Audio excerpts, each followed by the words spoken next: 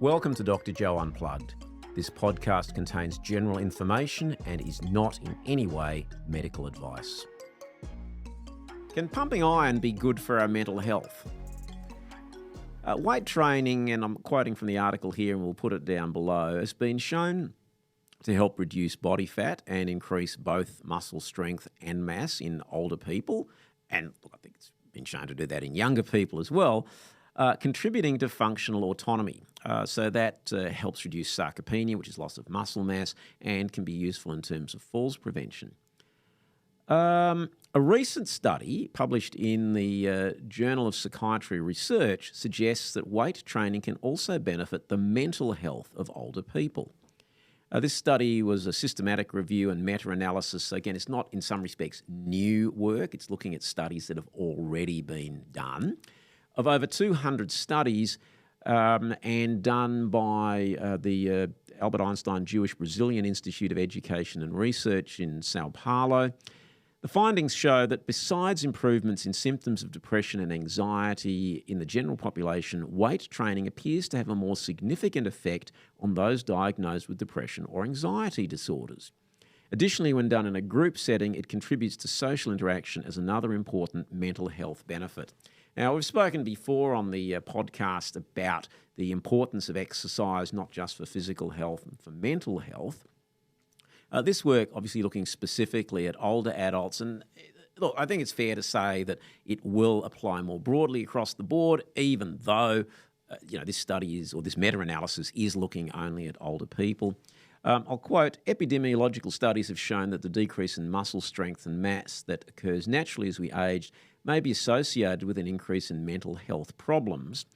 So obviously doing some resistance type training can help protect muscle, but this work is telling us that it also can benefit our mind.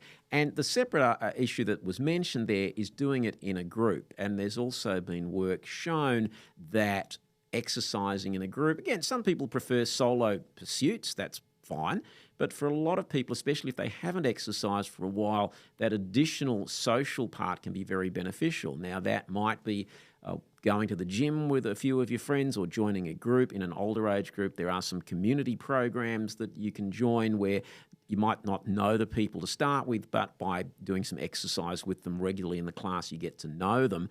And that can also lead to people then going for a coffee, for example, after the exercise class. And loneliness is an increasing issue in many Western societies in particular. And therefore, getting out of the house and connecting with other people has many benefits as well. Loneliness has been associated with higher all-cause mortality than smoking. In fact, it's been made the equivalent of smoking 15 cigarettes a day. Now, we don't see any end of promotions telling you to quit smoking, notwithstanding. And we've also spoken about this in previous podcasts about how the government in Australia is making it harder for people to quit smoking.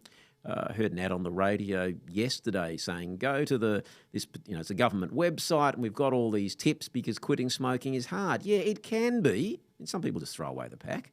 But you wouldn't think they'd want to make it harder. So loneliness, but you don't see any ads about loneliness, and it's probably fair enough too, because there isn't any government solution to that. In fact, it could be argued, and we've seen evidence of that in recent years, that governments can make it worse. So what are the take-home messages from this? And it's important not to make it too complicated. It's resistance exercise is good for our physical and mental health. Now, people, and in particularly women, get concerned that they're going to end up looking like Arnold Schwarzenegger. You won't. It really is. I mean, if you really go out of your way and perhaps use some substances that you shouldn't be using, it's I suppose you can really force it. But by doing some resistance exercise, you'll develop some muscle tone and some strength. And in any age group, and certainly in an older age group, that is very, very beneficial in terms of falls prevention and general well-being. If you haven't done it for a while, then it would certainly be useful to talk to a physiotherapist or an exercise physiologist or a personal trainer and possibly start under some supervision, because what you don't want to do is charge in, lift weights that are too heavy, don't have the right technique, end up injuring yourself, and then you're out of the game, to use that analogy.